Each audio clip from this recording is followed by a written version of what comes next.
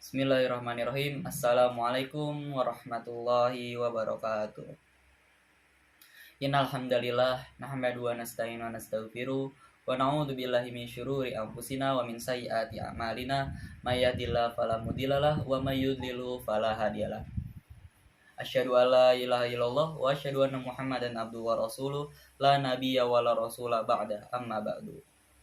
Pertama-tama marilah kita panjatkan puji serta syukur kita kehadirat Allah Subhanahu wa taala yang telah memberikan kita beribu-ribu nikmat diantaranya, yaitu nikmat Islam, nikmat sehat, serta nikmat kesempatan.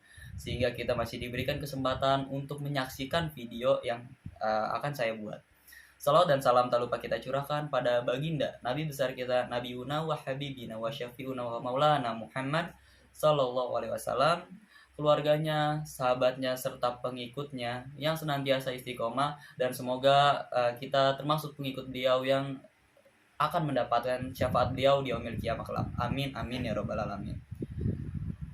Perkenalkan, nama saya Muhammad Izzuddin Al-Fajri dari kelas HES 2020B.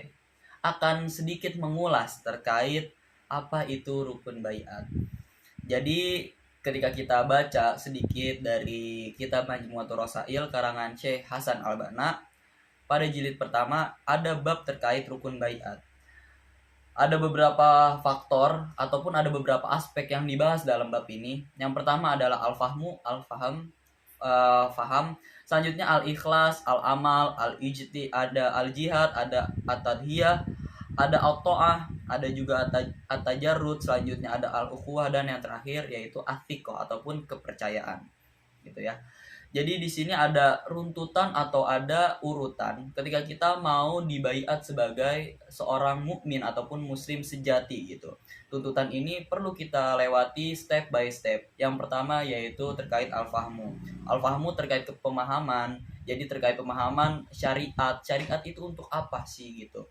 Untuk orientasinya untuk apa, maknanya untuk apa. Selanjutnya ada al-ikhlas. Kita berfokus pada pembahasan al-ikhlas ini, teman-teman. Jadi kenapa urutan pertama yaitu al-fahmu, selanjutnya dilanjut dengan al-ikhlas, dan yang ketiga baru al-amal. Dari al-amal juga nanti ada beberapa tingkatan. Itu yang disebut yang pertama ada tingkatan untuk memperbaiki diri pribadi menjadi seorang mukmin, ada juga memperbaiki keluarga, membentuk keluarga mukmin, selanjutnya ada membentuk wilayah mukmin, dan seterusnya. Nanti di situ di dalam poin pertama juga ada sifatul muslim al-asyir. Tapi pada pertemuan kali ini teman-teman kita akan membahas terkait al-ikhlas. Gitu. Kenapa saya men-highlight terkait al-ikhlas ini teman-teman? Karena ini cukup penting juga. Sebelumnya kita harus tahu dulu bahwasannya al-islamu nizamun syamil yatanawwalul madhahiril hayatil jami'ah. Jadi Islam itu adalah sistem yang menyeluruh gitu ya, mencakup cakupannya yaitu untuk seluruh aspek kehidupan. Apa aja contohnya ya? Contohnya itu dari kita tidur sampai kita tidur kembali. Selanjutnya juga di perpolitikan ada fikih siasat, ada juga tentang fikih ibadah, ada juga tentang kekeluargaan, ada juga tentang sosial dan lain-lain. Jadi Islam itu benar-benar mencakup segala aspek gitu.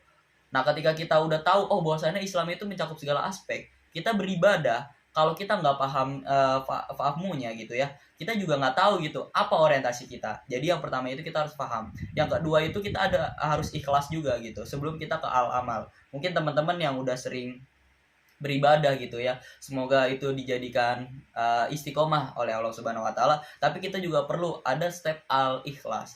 Kita ikhlas bahwasannya Islam itu memberi syariat dan kita harus menjalankan gitu ya. Jadi ikhlas itu seperti itu teman-teman. Jadi kalau misalnya kita lihat hadis arba'in nomor 2 Riyadhus Shalihin, bahwasannya malaikat Jibril itu menanyakan kepada Rasulullah, mahwal ihsan. Rasulullah menjawab, u'budullaha ka'annaka tarahu fa illam takun tarahu fa innahu yaraka. Jadi malaikat Jibril itu bertanya kepada Nabi Muhammad.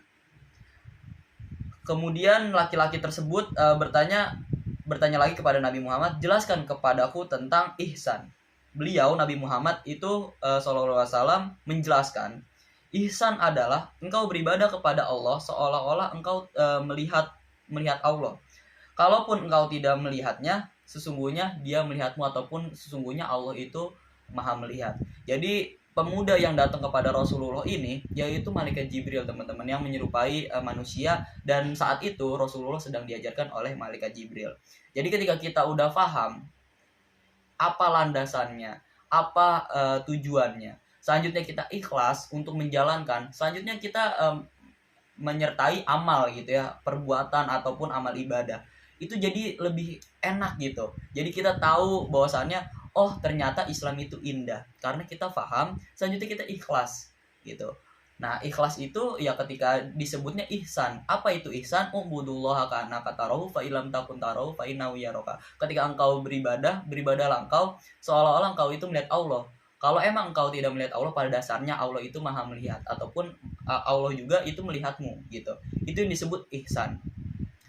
Pada beberapa peristiwa mungkin ketika kita mau infak mungkin ya, kita dari rumah udah siapin uang untuk infak ke masjid ataupun musola, ataupun infak di jalan gitu ya. Tiba-tiba ketika kita udah lillahi ta'ala dari rumah, tiba-tiba di jalan ataupun pas udah nyampe masjid ataupun musola, kita tiba-tiba dilihat sama orang-orang.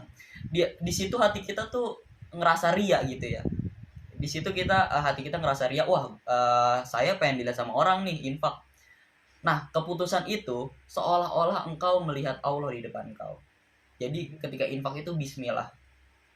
Jadi jangan nyampe ketika kita mau beribadah, kita mau bermuamalah, kita mau berbuat baik, karena kita diliatin kita nggak jadi berbuat itu gitu. Jadi kalau misal emang kita udah di posisi itu, tiba-tiba hati kita ataupun niat kita tergoyahkan, kita cepet-cepet bilang astagfirullahaladzim, dan kita harus benar-benar seolah-olah kayak melihat Allah. Jadi kita itu beramal ataupun bermuamalah itu kita ikhlas gitu, karena seolah-olah melihat Allah dan kita bismillah gitu ya. Bismillah kita masukkan. Jadi teman-teman pada hakikatnya juga semua kehidupan ini itu adalah nilainya berupa ibadah. Kita tidur itu ibadah, kita bangun itu ibadah, kita makan itu ibadah, tergantung pada niat. Ini balik lagi ke hadis pertama pada Riyadhus Shalihin, hadis arba'in. Jadi innamal a'malu binniyat wa innamal likulli imri'in ma nawa. Seperti itu teman-teman. Mungkin teman-teman hanya sekian yang bisa saya sampaikan ataupun bisa saya ulas sedikit. Jadi mohon maaf apabila ada kekurangan gitu ya. Dan nanti mungkin bisa kita sharing lebih lanjut. Mungkin itu teman-teman, terima kasih. Kurang lebihnya mohon maaf. Saya tutup forumnya. Assalamualaikum warahmatullahi wabarakatuh.